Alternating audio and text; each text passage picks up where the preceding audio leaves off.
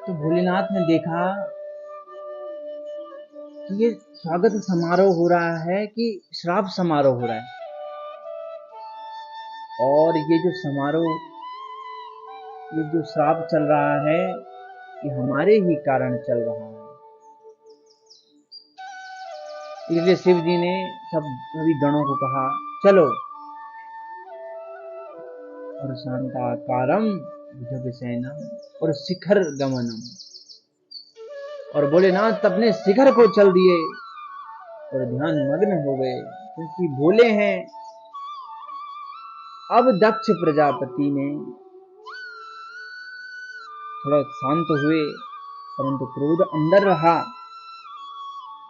जब दो आपसी मामले हो और एक पार्टी शांत हो जाए तो मामला शांत हो जाता है, परंतु दोनों भिड़ रहे हैं तो फिर किसी के हाथ टूटेगा, किसी का पांव टूटेगा।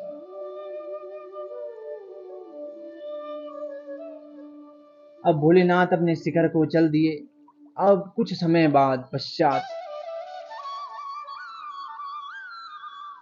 प्रजापति ने बहुत बड़ा एक यज्ञ रखा, भव्य यज्ञ, जिसमें सभी छोटे से छोटे और बड़े से बड़े देवी देवताओं को बुलाया गया। त्रिदेव में से 2 देवताओं को बुलाया गया, परंतु भोलेनाथ को नहीं बुलाया। तो जिस दिन यज्ञ था, निमंत्रण सबको था, तो सभी देवी देवता क्या कर रहे कि कैलाश के ऊपर से अपने विमानारूढ़ होकर उस कैलाश के ऊपर से ही जा रहे हैं। देवताओं के साथ उनकी देवियां भी तैयार होकर जा रही है। ये दुनिया है। और देखते होंगे आप संसार में, अगर आपका किसी के साथ मन मिटाव है तो तीसरा घी डालता है आग में, सुनने की चेष्टा रखता है। जबकि ग्रंथों में लिखा है कि पाप करने वाले से अधिक पाप की जो चर्चा करे, सारा पाप उसको लग जाता है। तो माता सती देख रही थी कि आज जा का रहे हैं सब। तो देवियां जब जा रही थी तो देवियों ने पूछ लिया, नहीं, पहले सती माता ने पूछा कि देवियों आज कहां जा रही हो सज धज कर। तो देवियां कहती हैं, आपको नहीं पता, आपके पिताजी ने एक भव्य यज्ञ रखा है और हमें निमंत्रण है, वहीं जा रहे हैं, क्या आप नहीं चल रहे हो? तो माता सती ने अंदर की बात सामाजिक न हो तो कहा, आ रही हूं, तुम चलो। इतना कहते ही देवी सोचती सोचती आई और सीधे ही भोलेनाथ के चरणों में बैठ गई और पांव दबाने लगी। भोलेनाथ समाधि में थे तो भोलेनाथ ने हल्की सी आंख खोली और कहा, अरे देवी क्या हो गया? तो देवी कहती है, हुआ कुछ नहीं, ये तो पत्नी का धर्म है कि पति की सेवा करे। अरे देवी, आज ज्यादा ही सेवा हो रही है, जो मन में है वो खुल के बताओ। तब माता सती कहती है, आपके ससुर ने आज बहुत बड़ा यज्ञ रखा है। मेरे पिताजी ने नहीं, आपके ससुर ने। ससुरस्य ग्रही भव्य यज्ञ, हमको वहां जाना होगा। तो भोलेनाथ कहते हैं कि देवी, कोई निमंत्रण पत्र तो आया होगा, कोई चिट्ठी, कोई पत्री। तो देवी कहती है, स्वामी आया तो जरूर होगा, परंतु आप मरघट में रहते हो, कैलाश है, बहुत दूर है, तो आने वाला भटक गया होगा, इसलिए पत्री नहीं पहुंची।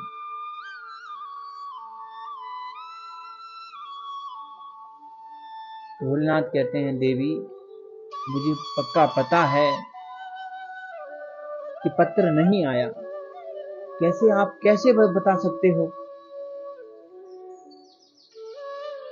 तब भोलेनाथ ने कहा कि देवी, कुछ समय पहले जब सम्मान समारोह था आपके पिता का, तो वहां थोड़ा अनबन सी हो गई। तो देवी कहती, अच्छा, ससुर दामाद में खटपट चल रही है और मुझे पता ही नहीं। अब देखो भोलेनाथ को, इतनी पुरानी और इतनी बड़ी बात है, परंतु घर जाकर माता सती को नहीं बताया कि ससुर के साथ आज लड़ाई हुई। और आज के प्राणी कलयुग में प्रायः देखा जाता है, थोड़ी सी अनबन हो गई तो घर जाकर सुनाएंगे, ये तेरे पिता ने ऐसे किया, तेरे पिता वैसा है। पर भोलेनाथ की महिमा देखो कि इतने समय तक भोलेनाथ ने कुछ नहीं कहा, और न कहते, अगर यज्ञ न होता तो नहीं कहते। तो तब देवी कहती है, प्रभु मैं सब संभाल लूंगी, आप चलो। नहीं देवी, मैं तो नहीं आऊंगा और न तुम्हें जाने की आज्ञा दूंगा। अब जो तुम्हारा मन चाहे तुम वो करो। अब देवी सोचती है, जाऊं कि न जाऊं, जाऊं कि न जाऊं। जाती है तो फिर शिव का ध्यान होता है तो वापस आती है, जाती है फिर ध्यान आता है, परंतु अंत में सोचती है कि ऐसा यज्ञ बार बार नहीं होगा, और चल देती है। तो भगवान शंकर आराम से आंख खोलते हैं, देखते हैं कि देवी तो दूर चले गई। कहते हैं अपने गणों से कि जाओ, इनको सम्मान से पहुंचा कर आओ। तो गण जाते हैं, देवी देवी हम भी चलेंगे, माता हम भी चलेंगे। ठीक है, सब चलो। तो बोल पार्वती मैया की जय। सभी गण जय जयकार करने लगे और सम्मान से पहुंच गए दक्ष के यज्ञ में। अब जो ही घर पहुंची माता सती, तो देखती है सभी बहनें आई हैं, सभी देवी देवता आए हैं।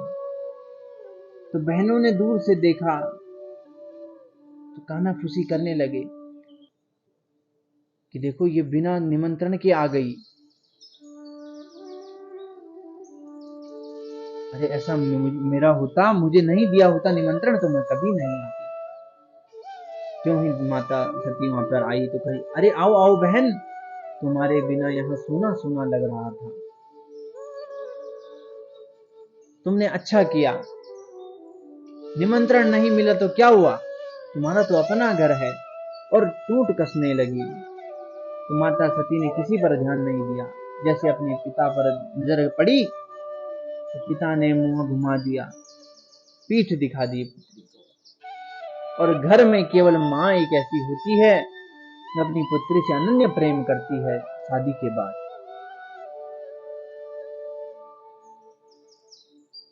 तो मां ने गले लगाया, मां से मिलकर। अब जब माता सती की नजर पड़ी यज्ञ, जहां यज्ञ हो रहा था, देखा सभी छोटे से छोटे देवी देवताओं को भी भाग मिला है, परंतु शिव को भाग नहीं मिला। अब क्रोधित, यह अपमान सहन नहीं हुआ माता सती से, तो कहने लगी, ए दक्ष, अपने पिता का नाम निकाला, मुझे पता नहीं था कि तू इतना बड़ा शिव द्रोही है। और जो शिव द्रोही है वो मुझसे दूर है। जो देवों के देव हैं तो उसके विद्रोह में खड़ा है। इसलिए आज से मुझे ये शरीर ही नहीं रखना, क्योंकि अगर जीवित रहूंगी तो लोग दक्षायणी और दक्ष पुत्री कहकर बुलाएंगे। इसलिए मैं आज से इस शरीर को ही त्याग दूंगी। और यूं कहकर ही माता सती ने उसी ही कुंड में कूद पड़ी।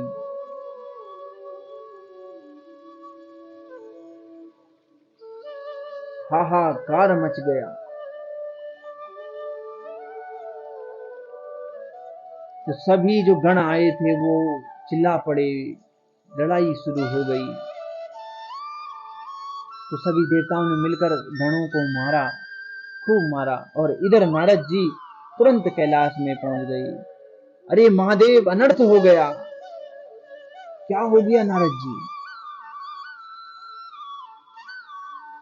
महाराज, जैसे हम थे वैसे आप भी हो गए। मतलब जैसे हम कुंवारे, आप भी कुंवारे हो गए।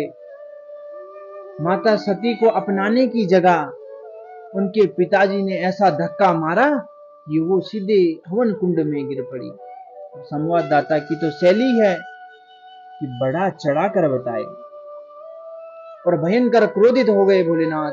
तुरंत अपनी जटा से एक बाल निकाला और पत्थर पर दे मारा, और वहां से वीरभद्र नाम का एक राक्षस प्रकट हो गया और कहा, जाओ और दक्ष को यज्ञ सहित समाप्त कर दो। तो वीरभद्र चल पड़े एक भयंकर तूफान लेकर। जो ही देखा, पहुंचा वीरभद्र वहां, तो सभी गण अपने आप को ताकतवर समझने लगे, क्योंकि देखो तुम्हारे सपोर्ट में अगर कोई बड़ा है तो तुम्हें भी पावर मिलेगी। तो वीरभद्र ने कहा कि झपट जाओ। सभी गण झपट गए। कोई रसोई घर में कूद पड़ा, खीर के कुंड में, कोई कुंड में गिरा, कोई खीर उठा उठा कर खा रहा है, हर हर महादेव। और तोड़ ताड़ कर सब भस्म कर दिया। अब वीरभद्र एक एक करके पकड़ रहा है। पहले भृगु को पकड़ा, गण की ओर देखा कि ये इसने मारा तुम्हें। तो गण कहते हैं, हाँ, जब देवता हमें मार रहे थे तो ये बुड्ढा अपनी दाढ़ी घुमा रहा था। तो भी दाढ़ी खींच दी और दाढ़ी उखाड़ कर फेंक दी। ऐसे ऐसे देवताओं को किसी की बत्तीसी तोड़ दी, किसी की आंख फोड़ दी। अब बारी आई दक्ष की। दक्ष का सिर मरोड़ा और हवन कुंड में स्वाहा। बोले शंकर भगवान की जय। और दक्ष को यज्ञ सहित समाप्त कर दिया और लौट गए सभी गण। इधर सभी देवता लोग ब्रह्मा जी के पास पहुंचे। प्रभु, भाग लेने गए थे पर मिला तो कुछ नहीं, उल्टा अपना ही भाग दे आए। देखो, किसी की आंख फूटी है, किसी की बत्तीसी नहीं है, किसी की दाढ़ी ही गोल है। ब्रह्मा जी ने कहा, मैं कुछ नहीं कर सकता। भोलेनाथ बोले हैं, तुम उनके पास जाओ। तो सभी देवता लोग ब्रह्मा जी के साथ भोलेनाथ के पास पहुंचे। सुंदर सी स्तुति की। कर्पूर गौरम करुणावतारम संसार सारम भुजगेन्द्रहारम सदा वसन्तं हृदयारविन्दे भवं भवामि श्वहितं नमामि। और ब्रह्मा जी ने कहा, सभी देव लोग आपकी शरणों में वापस आए हैं। तो सभी देवताओं ने याचना की कि प्रभु, भाग तो मिला नहीं पर भाग दे आए। तो शिव जी ने सभी को उनके अंग अंग लौटाए। भृगु जी के फ्रेंच कट दाढ़ी दी, जिसकी बत्तीसी टूटी थी उसको बत्तीसी प्रदान की, जिसकी आंख फूटी थी उसको मित्र दृष्टि से देखने का वरदान प्राप्त हुआ। अब देवताओं ने कहा कि प्रभु, एक अंतिम इच्छा यह है कि जो यज्ञ है उसे पूर्ण कर दो। तो शंकर भगवान कहते हैं कि मेरा कुछ भाग नहीं है तो मैं जाकर क्या करूं। तब देवताओं ने निश्चित किया कि आज के बाद यज्ञ में जो कुछ भी बची हुई सामग्री होगी वो सब आपके नाम से पूर्ण हो जाएगा, वो भाग आपका। भोलेनाथ खुश हो गए। जो ही राम सोई राम। मतलब जो भाग नहीं है आपके यज्ञ में, दूध नहीं है, दही नहीं है, अगर भोलेनाथ का स्मरण है तो यज्ञ पूर्ण समझ लो। इधर तब भोलेनाथ चले। अब बोला कि बुलाओ यजमान को। तो देवता कहते हैं प्रभु यजमान का धड़ यहाँ है और सिर स्वाहा हो गया। तब भोलेनाथ ने बकरे का सर लगाया तो जीवन दान दिया दक्ष को, अपने ससुर को। जीवन दान मिलते ही दक्ष ने भगवान के चरणों में प्रणाम किया और बोल तो कुछ सकता नहीं, इसलिए बम बम बम बम बम बम करने लगा। जो ही भगवान ने सुना तो भगवान हंस पड़े। इसीलिए जो भोलेनाथ के भक्त हैं वो बम बम कर गाल बजाते हैं, क्योंकि भोलेनाथ अत्यंत खुश होते हैं जो बम बम बोलता है। बम बम भोलेनाथ, बम बम भोले।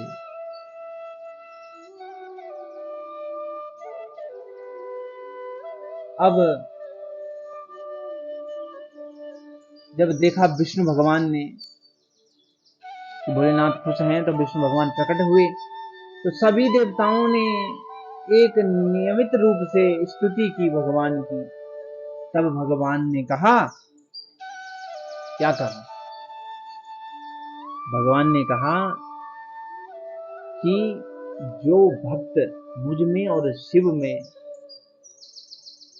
भिन्नता रखता है उसकी पूजा में कभी स्वीकार नहीं करता। शिव द्रोही मम दास कहावा, सो नर मोहि सपनो नहीं भावा। जो शिव द्रोही अपना दास बताता है, अपने को दास मानता है मेरा, वो कभी मेरा भक्त नहीं हो सकता। क्योंकि शिवस्य हृदय विष्णु, विष्णु से हृदय शिव। शिव के हृदय में विष्णु है और विष्णु के हृदय में शिव है। और जो शिवद्रोही होता है वो रौरव नरक योनि को प्राप्त होता है, रौरव नरक में जाता है। तो इतना कहकर भगवान विष्णु ने यज्ञ पूर्ण किया और सब अपने अपने घर लौट गए।